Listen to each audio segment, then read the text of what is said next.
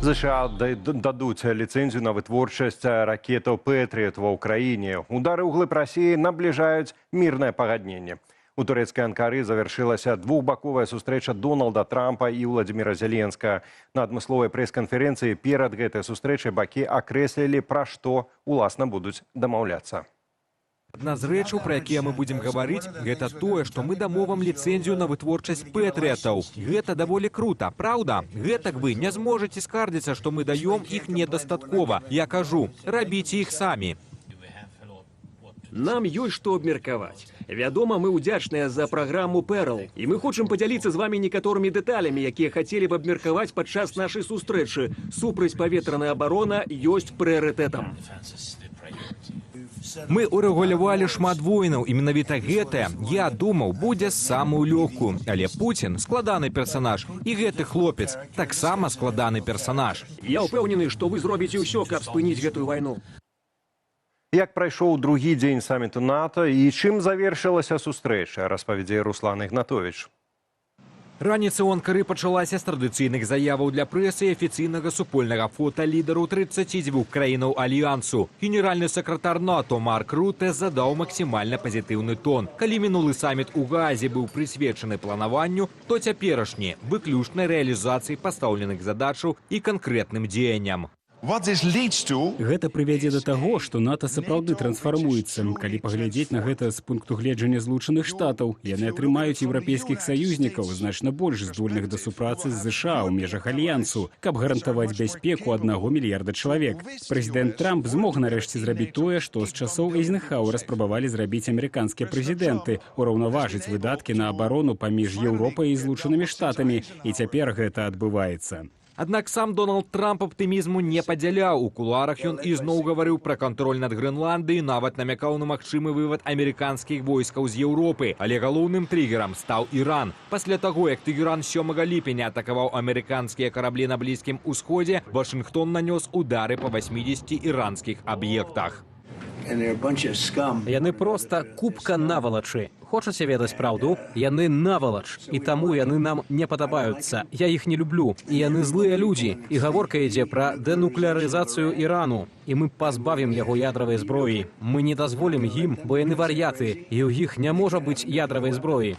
Іранскі крызіс стаў балючым пунктам і для еўрапейцаў, якія асцерагаюцца, што эскалацыю ў персідскай затоцы адцягне ўвагу і рэсурсы Вашынгтону ад галоўнай пагрозы для кантыненту – Расіі. Еўрапейскія чальцы НАТО вымушаныя паказваць сваю рашучасць Крамлю самастойна. 12 краінаў на чале з Лонданам абвясцілі пра запуск праекту Deep Precision Strike – новай сістэмы дальнабойных ракетаў. На гэта выдаткуюць $50 мільярдаў цягам наступных 10 гадоў. У Маскве ўжо адрэагавалі. Прэс-сакратар Крамля Дмітрый Пяскоў назваў рыторыку саміту, цытата, канфрантацыйнай.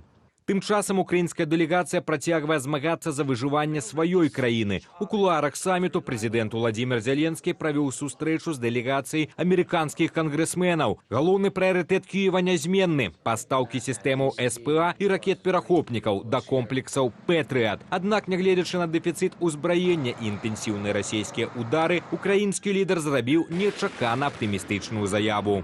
Мы адчуваем, што мы больш моцныя на полі бою. Гэта дзякуючы нашым гераічным салдатам, перш за ўсё і падтрымцы нашых партнёраў. Але я думаю, што ў нас ёсць такі шанец, сапраўдны шанец, схіліць Пуціна да перамоваў у гэтым годзе. І вось чаму для гэтага нам патрэбна, як кажуць еўрапейскія партнёры, аднадушнасць. Так, аднадушнасць і сапраўднае адзінства ўсіх партнёраў. Адказам на гэты заклік стала выніковая дэкларацыя саміту, у якой краіны Альянсу афіцыйна зацвердзілі выдзяленне ў краіне каласальных 70 мільярдаў еўра ваеннай дапамогі на 2026 год. Руслан Ігнатовіч, Белсат.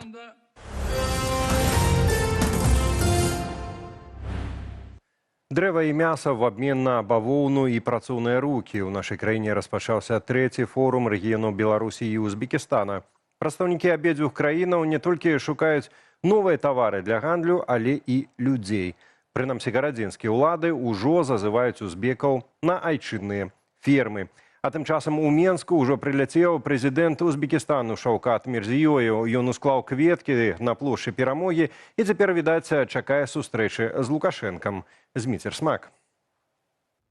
Пакуль у Менску чакалі прэзідэнта Узбекістану, прадстаўнікі вілаятаў, то бок вобласцяў сярэднеазіяцкай краіны, што прыехалі на форум рэгіёнаў, давалі кіраўніку гарадзеншчыны Асеціну Юрыю Караеву магчымасць адчуць сябе сапраўдным узбекам.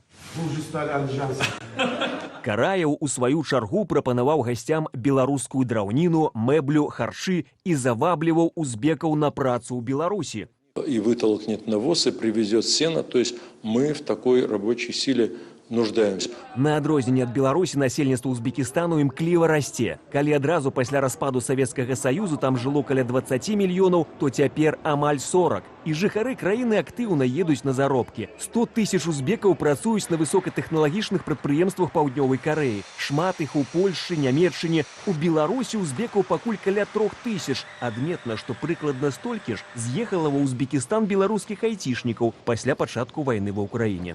Беларусь у гэтым сэнсе для Узбекістану бесперспектыўная. Яшчэ год назад Лукашенко намагаўся дамовіцца з прэм'ер-міністрам Пакістану адносна 100 тысяч мігрантаў, якія павінны былі прыехаць у Беларусь і кампенсаваць страты ў працоўных руках у Беларусі ў выніку рэпрэсій і ціску на беларускае грамадства. Тым не менш, у гэтым накірунку і, напэўна, добра нічога не было зроблена. Што да гандлю паміж дзвюма краінамі, таваразварот плануюць сёлета павялічыць да $1 мільярда. Цяпер Беларусь на 14-м месцы сярод гандлёвых партнёраў Узбекістану. Нават Афганістан трапіў вышэй. Узбекскі прэзідэнт Мірзіёеў адкрыта не падтрымаў расійскага так званага СВА, выказаўся за тэрытарыяльную цэласнасць Украіны, санкцыю супраць Расіі не ўводзіў, але залежнасць знізіў. У агульным гандлю Узбекістана расійская доля ўсяго 16%. Лукашенко ў значна больш такой цяжкой сітуацыі вымушаны абапірацца на Расію. Мірзіёеву удалося злагоджванне аўтарытарнага стылю кіравання. Яно пазітыўна ўспрынялося ў грамадстве, асабліва вызваленне тых вязняў, якія па палітычных матываў былі арыштаваныя, пасаджаныя Карымова.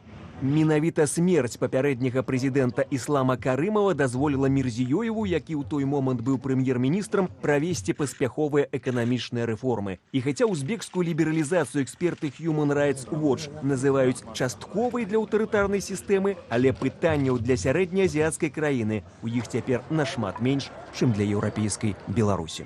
Зміцер Смак, Белсат. Сёння ж Лукашенко займаўся кадравымі прызначэннямі. Акрамя новых кіраўнікоў Шклоўскага і Бабруйскага раёнаў змяніліся лукашэнкавыя памочнікі, інспектары для Менску, Гомельскай і Магілёўскай вобласцяў. Прычым за апошнюю цяпер будзе адказваць адыёзная Надзея Каткавец.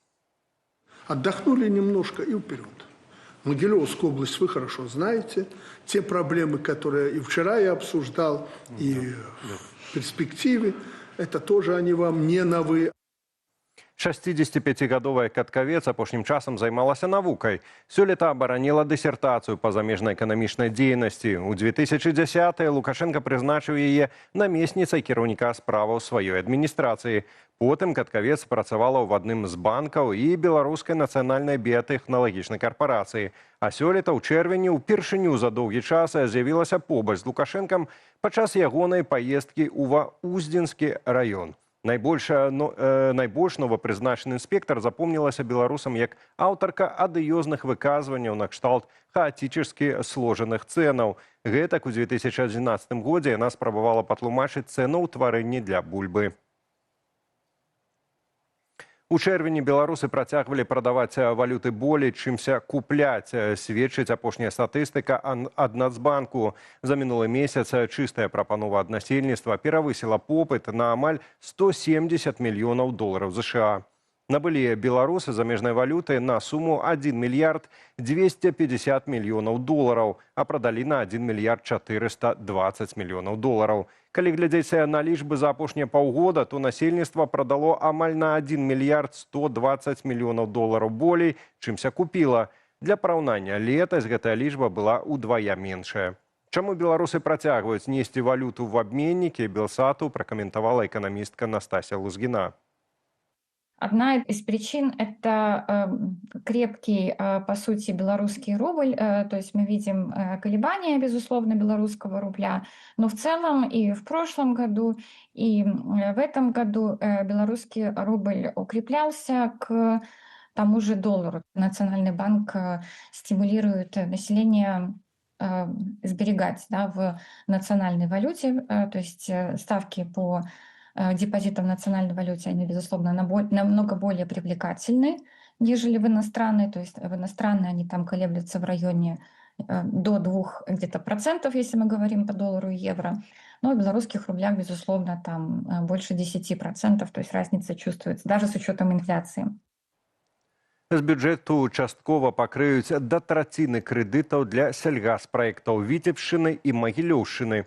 Пры гэтым атрымаюць ільготы толькі гаспадаркі, што працуюць альбо плануюць працаваць у плюс. Адначасна з гэткай навіною бачым канец некалі самага ўзорнага аграхолдынгу краіны Купалаўская, які працаваў пад кіраўніцтвам управлення справамі Лукашэнкі і праваліць які было нельга. Тэму працягне Юлія Цяльпук. Засвоіўшы не менш чым 30 мільёнаў долараў дзяржаўных укладанняў, Купалаўская спыняе існаванне. Аграхолдынг расфармуюць, ды створаць некалькі асобных гаспадарак. Па меркаванні чыноўнікаў яны і забяспечаць шкло малаком, а Магілёў мясам. У холдинг уваходили 5 организаций, кіравала ими управление справами Лукашенки. Посадили во главе там чиновников, хоть их и немного, 7 или 9 человек. Я тоже с ними разговаривал. Неплохие ребята, но они не понимают, для чего они и что делать. Атрымлівалі дзяржаўныя грошы на будаўніцтва і мадэрнізацыю вытворчых аб'ектаў, напрыклад, малочна-таварных комплексаў. Закуплялі тэхніку і усяляк імкнуліся павысіць абаротныя сродкі. На працягу 9 гадоў прапаганда прыводзіла холдинг у прыклад. Для яго прадпрыемстваў нават арганізоўвалі асобныя выставы кірмашы. Там нету бизнеса. Это предприятия, которые построены для показухи. Остальные колхозы у нас как бы есть 1000 колхозов, которые не для показухи, а как производственные участки, но все равно смысл одинаковый. Там нету бизнеса, нету хозяина. Адным холдингам менш, але ўліванні працягваюцца ў іншыя гаспадаркі. Аграрныя прадпрыемствы праблемных раёнаў Магілёўскай і Віцебскай вобласцяў атрымаюць ільготы. Дзяржава з бюджэту кампенсуе ім да 35% грошай, якія банк развіцця даваў пад інвестпраекты ў апошнія 10 гадоў. Адпаведны ўказ падпісаў Лукашенка. Дапамога сельскай гаспадарцы практыка распаўсюджаная ва ўсім свеце. Каб аграрны сектар заставаўся устойлівым і забяспечваў эканоміку. Паводле Мікалая Лысянкова, у Беларусі крэдытаванне саўгасаў часта ідзе толькі на падтрыманне штаноў. Таму галоўную праблемай ён называе самую сістэму кіравання сельскай гаспадаркай. Если один колхоз в районе буксует, значит виноват председатель колхоза. Если все остальные на его фоне выглядят хорошо, да?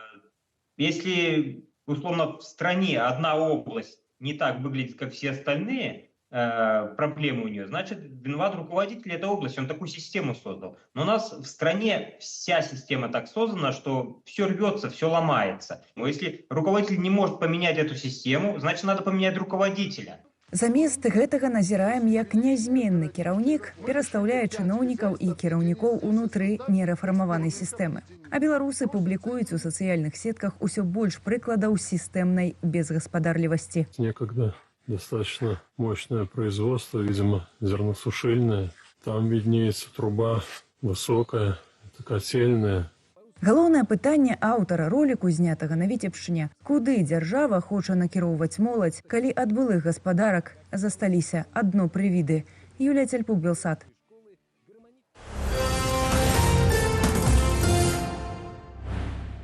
Дмітрый Скіндзераў, віцебскі прадпрымальнік, які стаў улюбёнцам прапаганды Лукашэнкі пасля відэа з пагрозамі дарадцу Святланы Ціханаўскай Дзянісу Кучынскаму пад пагрозай дэпартацыі з Літвы. Мясцовы дэпартамент міграцыі назваў яго магчымай пагрозай нацыянальнай бяспецы. Каб абвергнуць гэткі статус, той сабраў у Вільні адмысловую прэс-канферэнцыю. Наша карэспандэнтка Глафіра Жук наведала мерапрыемства. У невялікай зале сабраліся журналісты, у тым ліку некалькі літоўскіх і беларускія блогеры Сергей Петрухін і Шэры Кот. Нагодай для сустрэчы заяўлены перагляд прадастаўленага Дмітрию Скіндзераву палітычнага прытулку ў Літве. Паводле Скіндзерава дэпартамент міграцыі паведаміў яму, што ён можа прадстаўляць пагрозу нацыянальнай бяспецы краіны. Якую менавіта ў паведамленні са словаў ягонага адваката дэпартамент не ўдакладніў. Сам Скіндзераў звязаў праблемы з яго публічнай крытыкай офісу Святланы Ціханаўскай. Пры гэтым канкрэтных доказаў прадстаўлена не было. Затое тэма прэс-канферэнцыі хутка змянілася на крытыку офісу і каманды Ціханаўскай. Больш за гадзіну рэзка і амаль без паўзаў Скіндзераў гаварыў пра непрафесіяналізм, непразрыстае размеркаванне дапамогі, правал ініцыятываў і выцяжкі звестак. Она не являлась лидером, за ней не шли люди. То есть она это признавала сама. Зачем мне здесь навязали, что Тихановская моя лидер? Як і раней, Скіндзераў сцвярджае, што ў Беларусі супраць яго распачатыя крымінальныя справы, а ў выпадку вяртання яму можа пагражаць турма. Ён паўтарыў сваю заяву, што быў у базе вышуку Інтэрполу. На запад Белсату гэтую інфармацыю зняпраўдзіў Белпол.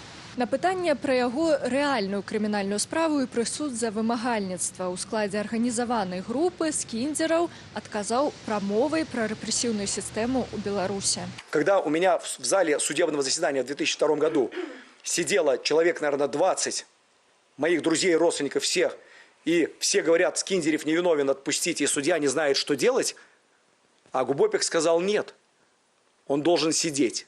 Канфлікт з дарадцам Ціханаўскай Дзянісам Кучынскім у кавярні каля літоўскага сейму, падчас якога Скіндзераў пагражаў Кучынскаму, цытата, «даць у бубен», патлумачыў эмоцыямі, а пагрозаў, маўляў, ніякіх не было. Дэпартамент міграцыі працягвае разглядаць справу Скіндзерава. Канчатковае рашэнне яшчэ не прынятае. Сам ён заявіў журналістам, што з паднятай галавой дадому не паедзе. Ён будзе гатовы абскарджваць рашэнне ў выпадку, калі яно будзе не на яго карысць. Глафіра Жук, Белсат. Москва пахвалілася, што пры начным абстрэле украінскай сталіцы пацэліла ў завод, на якім нібы выраблялі часткі для ракетаў «Фламінга», а таксама ў цэх, дзе збіралі баявыя дроны. Уладышы Украіны называюцца мішэнямі цывільныя аб'екты. У двух раёнах Кіева на складах пачаліся пажары. Агулам пад расійскі ўдар трапілі Кіеў, Адэса, Харкаў і Мікалаеў. На жаль, паўсюль ёсць смяротныя ахвяры і параненыя. Навіны замежжа ў выглядзе Ірыны Драфейчук.